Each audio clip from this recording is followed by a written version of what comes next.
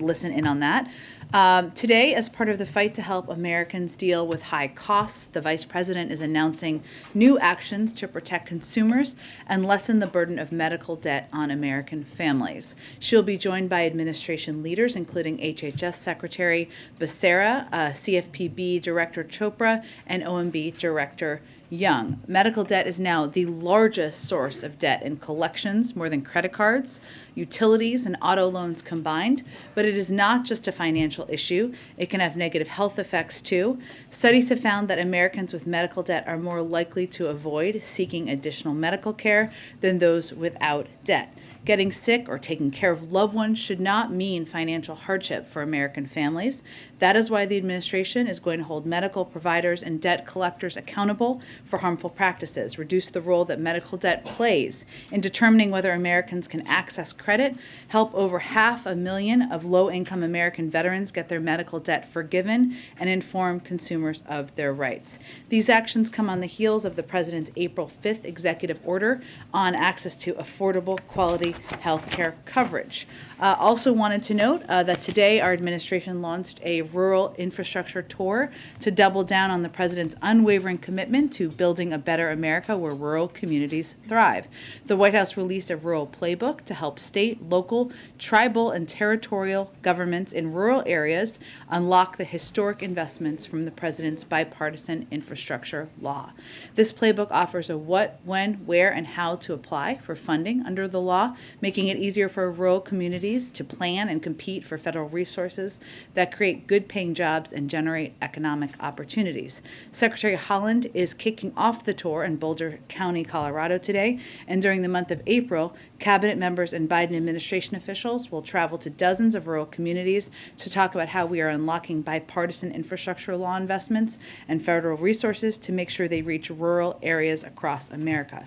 This tour includes the President's trip tomorrow to Menlo, Iowa, outside of Des Moines, to discuss the administration's actions to lower costs for working families. There, President Biden will make an announcement on actions to reduce the impact of Putin's price hike and build America, a better America with investments in rural communities from the bipartisan infrastructure law. And welcome back, Corinne. Her first day back. We're very thrilled to have her back here with us in the briefing room. Okay, with that. I've got three things, hopefully, pretty quickly. As you just mentioned, the President's going to Iowa as part of the Rural Playbook launch. He's visiting a state that he lost during the 2020 campaign, and he's going to a county that was even more voting Republican last time. I'm wondering if that will make it harder for that area to receive his message politically. Well, I think the President is not making this trip through a political prism. He's making this trip because Iowa is a rural state in the country that would benefit greatly from the President's policies, including the policies that he'll be talking about tomorrow on his trip. When he was running, I think many of you heard him say and convey he wanted to be the president for all people, whether you voted for him or not. And this is certainly an example of his effort to do exactly that. On another topic, looking at the bilateral, how much did the President push the Prime Minister to limit Russian energy imports and arms, and what was the response? Well, we'll let the Indian government project their response, or not their response, but their readout of the call. I would say that energy imports are not banned. They don't violate our sanctions. We certainly recognize every country is going to take steps that are in their interest. At the same time, on this call, what the President did is consistent with what our Deputy National Security Advisor, of course, did during his visit just a few weeks ago, was to make clear what the impact, of course, of our sanctions would be. We expect everybody to abide by those. And while India only imports about 1 to 2% of its energy from Russia, we also made clear, and the President made clear, that we would be happy to help them in diversifying this as well. In terms of and we also made clear, I should say, that the President also made clear that he does not believe it's in India's interest to accelerate or increase imports of Russian energy and other commodities as well, which is something we certainly convey to other countries. In terms of military military actions. We have not made a decision about the waiver under CATSA. In terms of how much it was discussed during the call, I'd have to get more details from our national security team on that specifically. Go ahead. Jen, on the new rule today, this is already facing the threat of legal challenges from some gun groups. Given those threats, are you bracing for legal challenge, and when do you realistically expect to see this new rule take effect, given those challenges? Well, let me first say that this rule, or the intention to put this rule forward, was announced, as you know, some time ago, and there was a lot of response to it, 250,000 comments, which is, of course, a lot to go through. What this is a reflection of, and why the president is, of course, confident or hopeful about our ability to ensure we can continue to implement it, is the fact that ghost guns kill people too. Ghost guns can be purchased online. People put together these kits. They're not background checks that are required. They're not under the same, they're not also required to have serial numbers, which makes it more difficult for law enforcement to track when these have an impact in crimes. So, of course, the president is confident in any executive order and the legal authority that he puts forward. But what's important to note about the announcement he is making today is that this is a rule that is supported by law enforcement. It is a rule that will help address what we know is a rising component of gun crimes across the country, which is the use of ghost guns. And to the president, it was important to take a step to address that. Going off of what you just said, please tell us that these guns are as simple as clicking on the internet and snapping parts together. Will there be, can you say, this administration say there will be fewer shootings as a result of what the president is doing today? Well, that's always our hope and our objective, right, is to reduce the impact of gun violence. As we've seen violence go up, we have seen a huge, vast majority of that, nearly 3/4, as a result of guns. And ghost guns, as you said, Cecilia, are used by simply clicking and ordering online, ordering a kit that people can make in their homes. And that is one of the reasons why this action or efforts to take more steps has been supported by a range of law enforcement officials. From the International Association of Chiefs of Police said that ghost guns are, quote, increasingly used by criminals and terrorists. We saw Governor Larry Hogan, of course a Republican, as you know, call Maryland's bill banning ghost guns a, quote, positive step as we seek to stem the tide of violent crime. Brown County, Wisconsin Lieutenant Matt Ronk said ghost guns are, quote, a new threat. And there are a range of police leaders and officials across the country who have conveyed how important both these components that the president is announcing today are to addressing the threat of ghost guns. Hey, Jen, just to follow up, did the president get a commitment from Prime Minister Modi not to accelerate or increase imports of Russian energy? I'll let Prime Minister Modi and the Indians speak to that. Again, it's 1% to 2% at this point in time. It is not, they import 10% from the United States. It is not a violation of any sanctions or anything along those lines. It was a constructive, direct conversation, but I will let them speak for themselves. And secondly, the president said he wanted to meet Prime Minister Modi in Tokyo on or about May 24th. What else can you tell us about this trip? The president is looking forward to going to Asia at some point, but I don't have any more details at this point in time. Clearly he's excited since he talked about it today. And lastly, any details about this announcement tomorrow in Iowa? Is it related to ethanol? I don't have any more details at this point in time. As you all know, we are taking a range of steps to reduce the price of gas, to move us toward a long-term, more clean energy economy, but I expect we'll have more of a preview for you later today. Go ahead. Thanks, Jen. Back to the conversation with Modi. Did the president urge Modi to speak out more forcefully against the Russian invasion?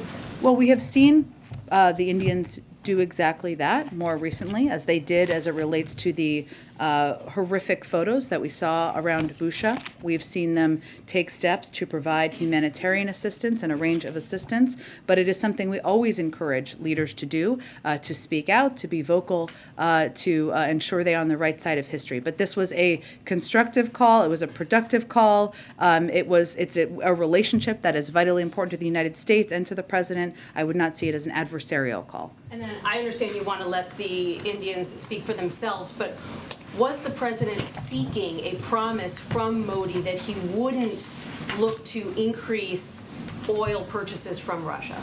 Well, we are, the president both conveyed that we are here to help them diversify their means of importing oil. Again, the imports from the United States are already significant, or much bigger than the imports that they get from Russia. And we, of course, the president conveyed very clearly that it is not in their interest to increase that. But beyond that, I would let the Indian leaders speak for themselves. And then Go ahead. I'm wondering if, last night Ukrainian President Volodymyr Zelensky told 60 Minutes that the Ukrainian military has recordings of conversations between Russian troops talking about committing atrocities that would qualify as war crimes. Wondering if anyone in the U.S. government has been able to listen to these intercepts, or whether the U.S. government has similar intercepts. Well, I don't have anything to confirm on that front from here, but what I would reiterate is something Jake Sullivan said last week, which is that as we're looking to provide data and information to war crimes investigations, of which there are a range of options currently underway, the OSCE, obviously the ICC, the Ukrainian special prosecutor is also gathering information. We're going to provide any data and information we can, and we're going to encourage other countries to do exactly that. We've already called a range of these actions we've seen war crimes. That is important, but there's also going to be an investigative step where all of this will be fed into. That can also take some time. If this ended up at The Hague, is that something that the White House would support? We're not going to prejudge which format or forum that it can take. There are a range of different options that history has utilized, whether it's the ICC or the OSCE, and basically an international fora is probably the appropriate forum, but we're not going to predetermine what that looks like. Go ahead. Thank you, Jen.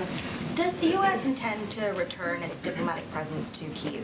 That is, of course, our objective over the course of time, but we're going to have to assess when it's the right time to do exactly that.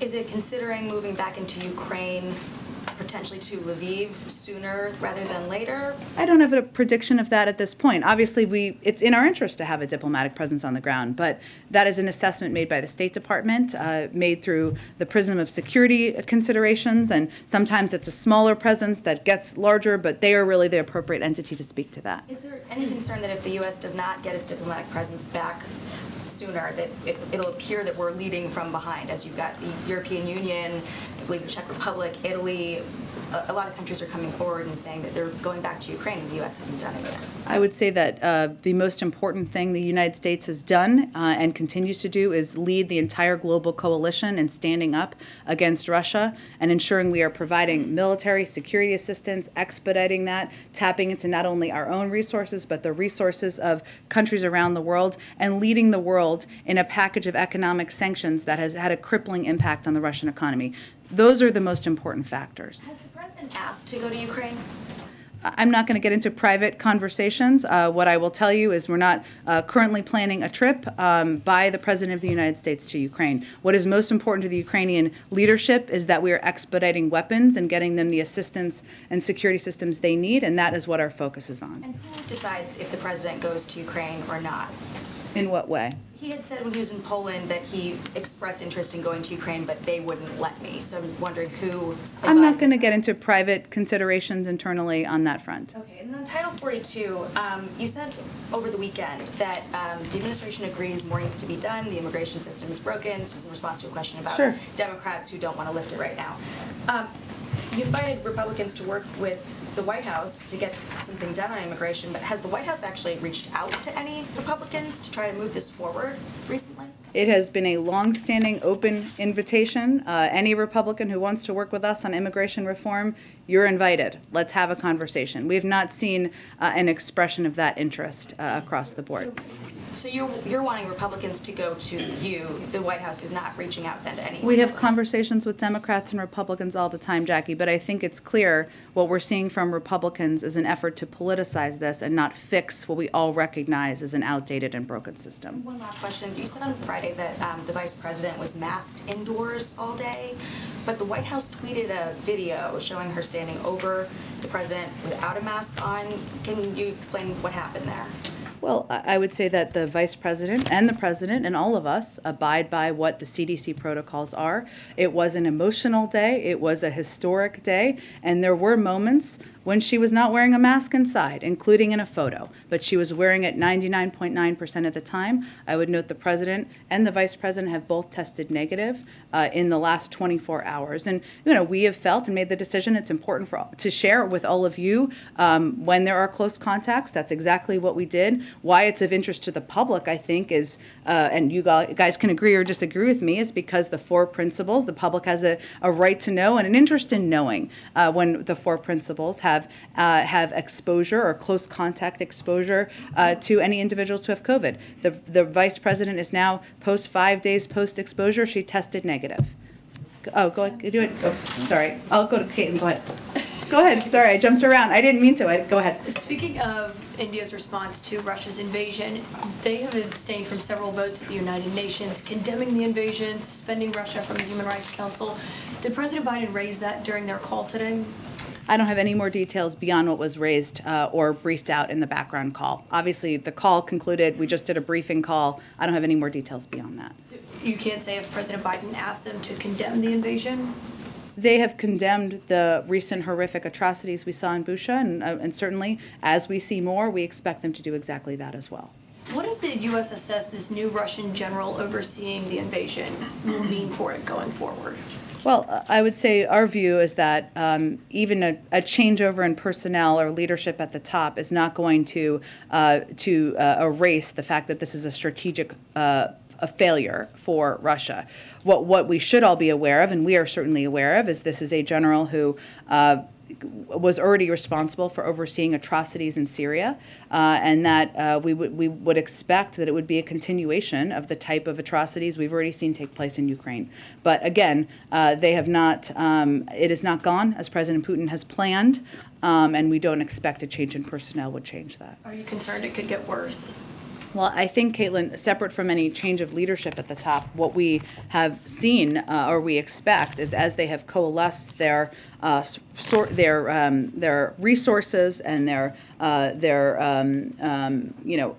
all of the resources that they have into most of them, I should say, into eastern Ukraine, we certainly expect that they will seek to surround and overwhelm Ukrainian forces in that part of the country. We expect Russia will continue to launch air and missile strikes across the rest of the country to cause military and economic damage.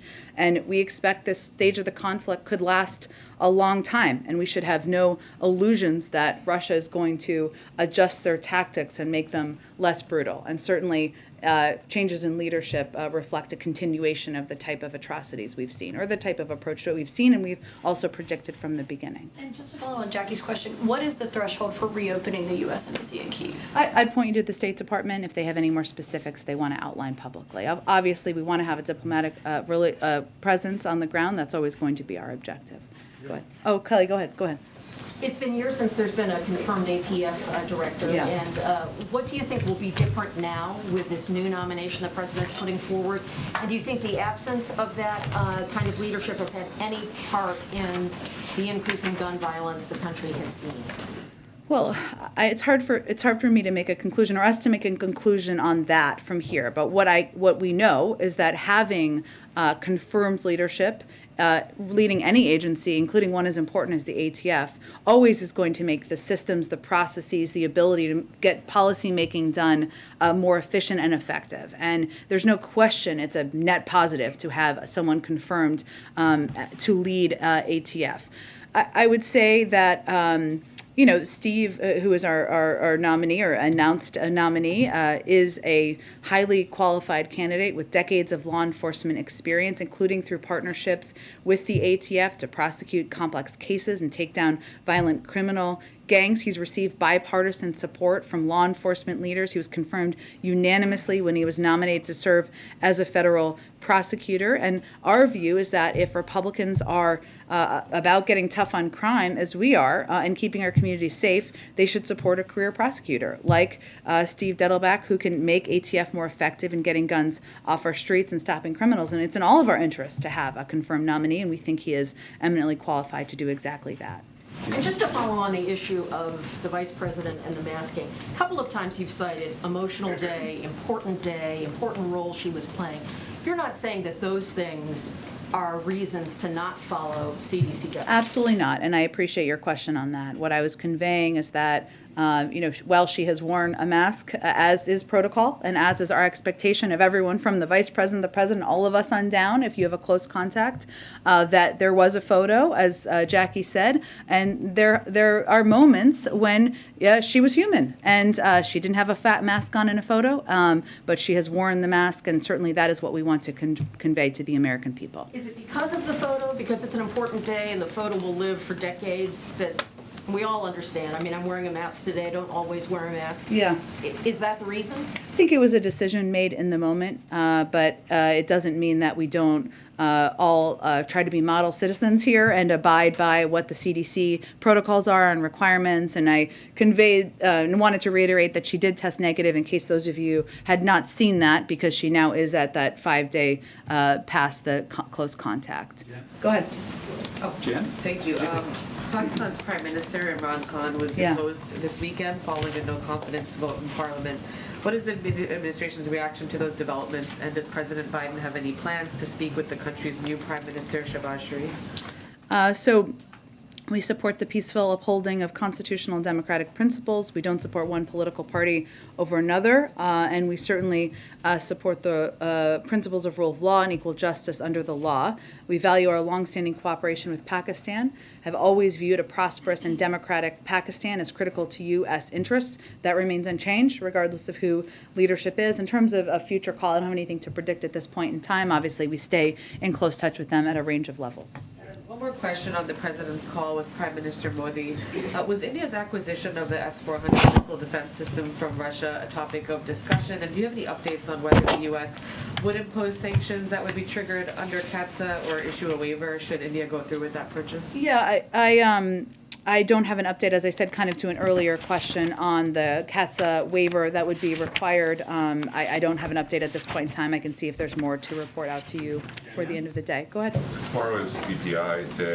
It's probably obviously going to capture the start of the war and pretty significant spikes in energy. Can you give us a sense of what you're expecting and what, if any, change this will make for what talks may or may not be going on with the Hill on what pieces that may or may not be passed of a bill that may or may not have a name? I don't know. Sounds very hypothetical and hopeful.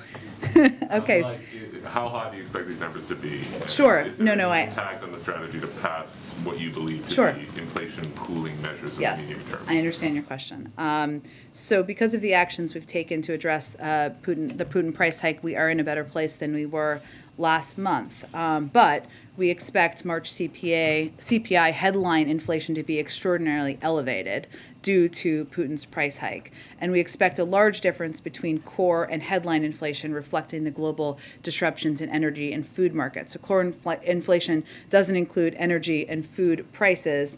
Headline inflation does. And of course, we know that core inflation, energy, the impact of energy, of course, on oil prices, gas prices, we expect that to continue to reflect what we've seen the increases be over the course of this invasion. And just as an example, since President Putin's military buildup accelerated in January, average gas prices are up more than 80 cents. Most of the increase occurred in the month of March, and at times gas prices were more than $1 above pre-invasion level. So that roughly 25% increase in gas prices will drive tomorrow's inflation reading. And certainly it's not a surprise to us, but we certainly think it will be reflected. And in March, again, to give you a point of comparison, the average cost of a barrel of oil was around $110. That's compared to about $75 at the beginning of the year. So we expect this to all be reflected as we look at the data tomorrow. I will say that anytime there is heightened monthly data or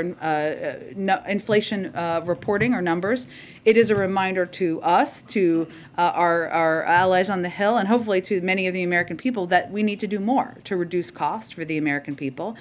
We have, of course, legislation that could do exactly that, cut the cost of child care, of health care, of elder care. These all have enormous impacts on people's budgets, on when they're doing those calculations at their kitchen table, and certainly this data will be a reminder of the need to do something and take additional steps. The President signed the PNTR bill on Friday. Yes. Do you have anything to share on next steps for that? In other words, how quickly would tariffs on Russian goods change across the Yeah, that's a great question. Let me see if I can get you a more how quickly it would be implemented. When they would see the tariffs, as you're asking? Yeah. Right. Okay. And finally, the announcement this afternoon on guns, of course, backdrop to this is a lot of cities are seeing significant instances of gun crime or violent crime more generally. Can you give us an update of where the administration stands on a push for a police reform package to pass through Congress? Are those talks ongoing at all? Or is the calculus that the sort of escalation in crime has made it even more difficult to pass a police reform package right now? Well, I would say first on gun violence, which we do recognize as an enormous problem and, of course, a driver of what we've seen as the rising rates of crime across the country for some time. We are going to continue to call on Congress to do more. We're not going to wait while lives are being lost and when more reforms need to be put in place. So I think there's kind of two components here. There's obviously police reform. There were bipartisan conversations. We sort of paused on our review of an executive order for that period of time out of respect for that process. Obviously, that's not a process that is rapidly moving forward. We're continuing to review and have every intention of the president signing an executive order on police reform. I would note that we have also taken steps from the Department of Justice to ban chokeholds and take other steps that we have the capacity to do from the federal government. But in order to make reforms impactful over the long term and more expansive, we need legislation. On guns, we have also taken steps. The president has done more to fight gun violence and keep our communities safe than any president in history in his first year in office. This is obviously an issue that is close to his heart, something he's passionate about and has been for decades. And choking off the supply of guns being used in crimes, including by cracking down on gun traffickers and firearms dealers who are selling guns illegally, is one of the steps we've taken. But also we've taken steps to put more cops on the beat, investing in proven community-based programs to make our streets safer, doing all of this to prop up while also supporting reforms, local police, make sure they have the funding they need, while also putting in place, in whatever capacity we have, gun reforms measures, as the president is doing today, to help address some of the rising impacts like ghost guns. Your assessment that right now there's no appetite in Congress to pass the George Floyd policing bill? I don't want to speak for Congress, and so they can speak for that and what they think the potential is. And obviously, we're going to continue to advocate for that, to push for that, to press for that. But we're not going to wait to take additional steps that we have the executive authority to take. Go ahead. Jen, if I can circle back to the call that the president had earlier today with the Prime Minister of India. A senior administration official did brief us earlier today and said that we haven't asked India to do anything in particular. This was on energy imports, but then later said we don't think Russia should accelerate imports from Russian oil. So can you tell us, did the president explicitly ask not for an acceleration of Russian oil? It's more, as it was articulated, and I just articulated, I hope maybe not clearly, about conveying that we don't think it's in their interest to import more Russian oil. They're only importing 1% to 2% at this point in time. We're here to diversify and help them diversify, as we've done with other European countries, should they make that choice to do. They're not violating any sanctions by importing oil. It's a decision we made from the United States, but we also recognize different countries have their own calculations. It was conveying exactly how I just described it. Can I ask you one other question on inflation? You were referring just a minute ago to the consequences of Russia's invasion of Ukraine and Vladimir Putin. I know we've often heard the administration refer to Putin's price hikes. I just got back actually last week. I was out in Michigan talking to a lot of voters who told me that they feel like inflation has predated the war. And I'm curious how the administration just squares this all together. I mean, many voters do feel that inflation, and correctly so, predates the war, and it can't all be blamed on Vladimir Putin. We talked about inflation long before there was an invasion, but we also know that factually, if you look at the data, the average gas prices are up $1.80 to $1. It's about a 25%. We've seen increase in gas prices since the start of this invasion, and we know energy prices is a big driver of the inflation data. So that's if you look at the economic data. It doesn't mean, I'm not suggesting every person in this country looks at data and assesses in that way. They assess how they feel and what the impacts are on them. We've long talked about, since at least I started this job, since the president came into office, the impacts of the pandemic on supply chains, how that's impacted a range of costs, and steps we're taking to address those, whether it's ensuring there's our goods moving through ports or other steps we can take to ensure there are, we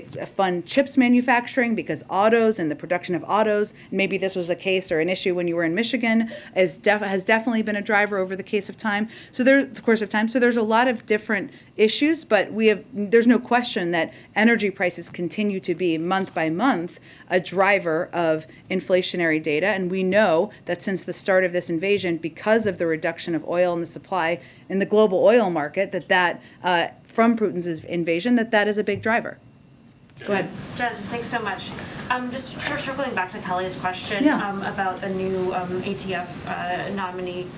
Can you describe any outreach that's been done to the Senate to ensure that the confirmation process goes more smoothly than it did to the last sort of selection? Well, because we're just announcing him today, I would expect it would be from here forward, right? Obviously, there are notifications that happen in advance of any announcement, but certainly we feel that he is somebody who has been supported from had bipartisan support in the past, is broadly supported by a number of police groups, and that he's an excellent candidate to lead ATF. But I wouldn't validate a process going awry. I think it's more about whether or not Republicans in Congress feel that there should be a head of the ATF, and we believe there should be, and this is a person who is eminently qualified to do that. Did that notification process include Senator Manchin's office? I'm not going to get into specifics of the notification process, but obviously since he's just making this announcement today, I would expect that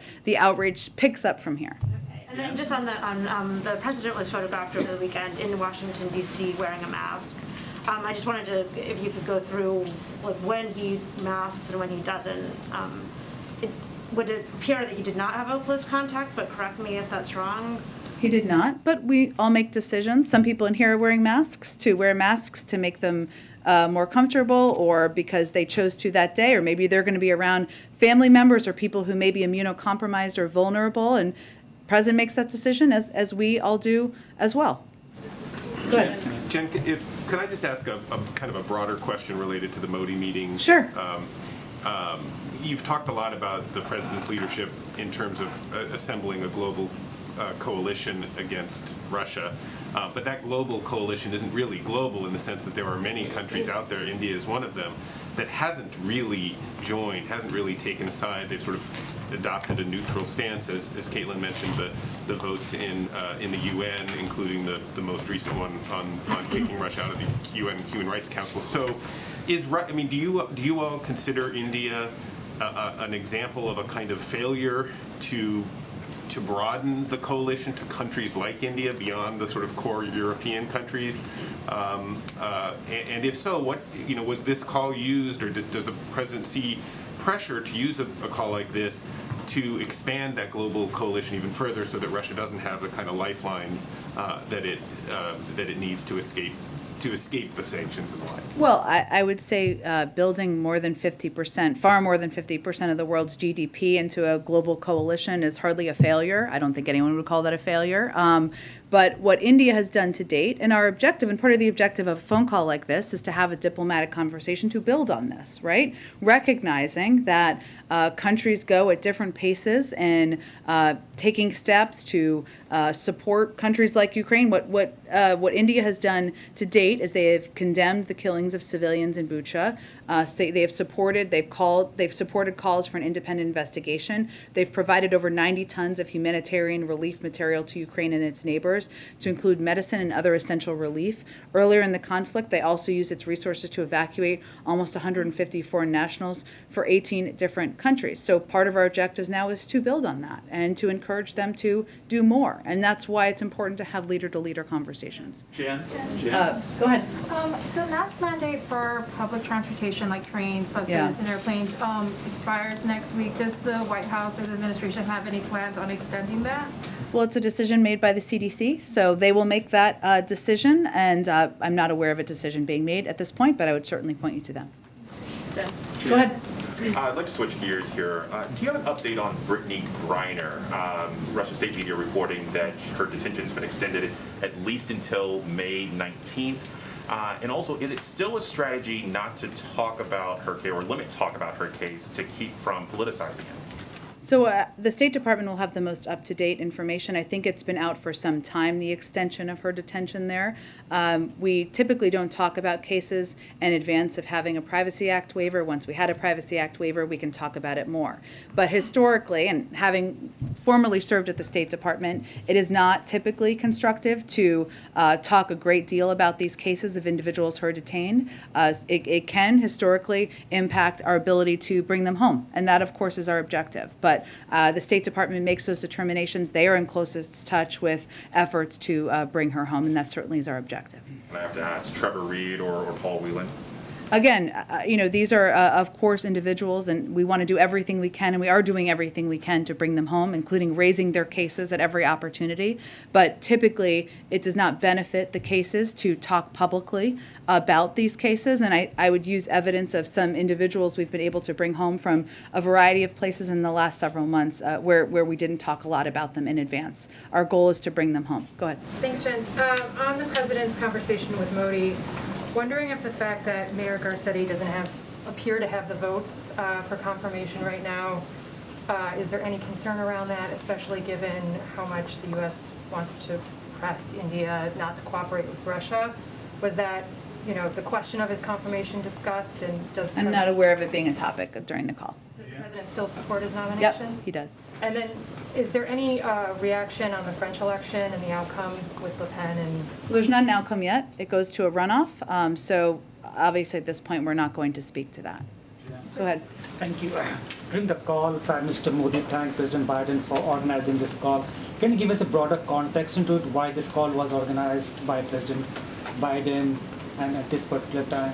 Sure. Well, I would say India is an incredibly important partner. We consult very closely with India on a range of issues, and this was an opportunity to discuss, work very closely and discuss the consequences of Russia's unprovoked and unjustified war against Ukraine. This builds on discussions that have happened, obviously at a lower level than Prime Minister Modi and President Biden, but certainly is a reflection of the value the president sees in leader-to-leader diplomacy and having conversations that are candid, that are direct, but also provide, hopefully, a pathway to continuing to build on the steps we've seen India take in recent weeks. Given the situation that in neighboring Pakistan, what is your assessment of the situation there, given that it's a nuclear power country, and the situation is quite volatile? In terms of the new leadership, or what aspect? The security aspect of Pakistan.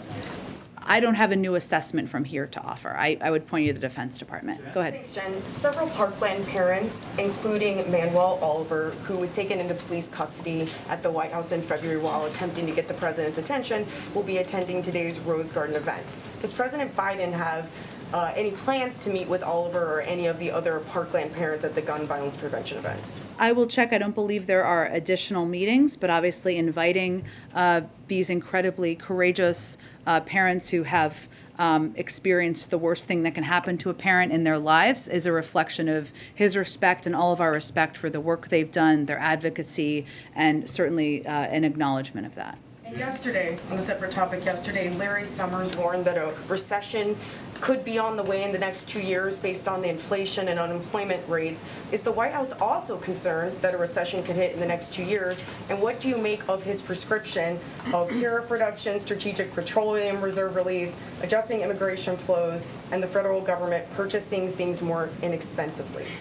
Well, I would say a number of those things we're already doing, but I would say to your earlier question, we, of course, continue to assess the state of our economy, the health of our economy.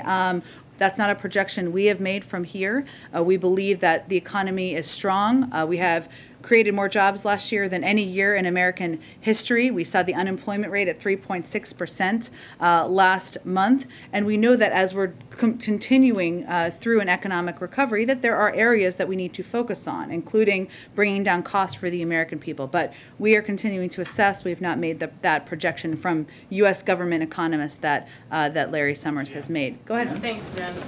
On the guns, Biden's approval rating on crime is at 34%. For some of the latest polling. That's at the same time as you know that background checks have a lot of approval from the American public, as well as there's 63% that have supported the ghost gun regulation that you guys are finalizing today. What's causing the disconnect there? Is there any plan to change the White House's messaging moving forward from the events today? Well, I would first say that there's nothing the president would love more than signing background check legislation into law. That's something he has been a leader, a champion, and advocate for throughout his career, and also banning assault weapons. He'd love to be having an event in the Rose Garden today, signing legislation into law. And you're right, it's hugely popular. It doesn't make a lot of sense, except for the hold the NRA still seems to have over components of government at this point in time. Not our government, but people who are elected. So I wouldn't say our messaging has changed. I think it's important, and that's always been the case, but ghost guns, we know, are an area where we can take steps to help through executive authority and through executive actions, as the president is doing today, to put in place background checks, to put in place a requirement of serial numbers, to bring them more in line with a range of other guns. But we'd love to get broad background check legislation signed. To ask you, do you have any response to the news that Jared Kushner secured a $2 million investment from a fund led by Saudi Crown Prince, led by the Saudi Crown Prince? I don't have any comment from here, but maybe they'll have a comment. Go ahead. Thanks, Jen. Going back to the Ukrainian-Russian war, Austrian Chancellor Karl Nehammer is meeting with Putin in Moscow. What does the administration have to say about that? What does the president think that will achieve?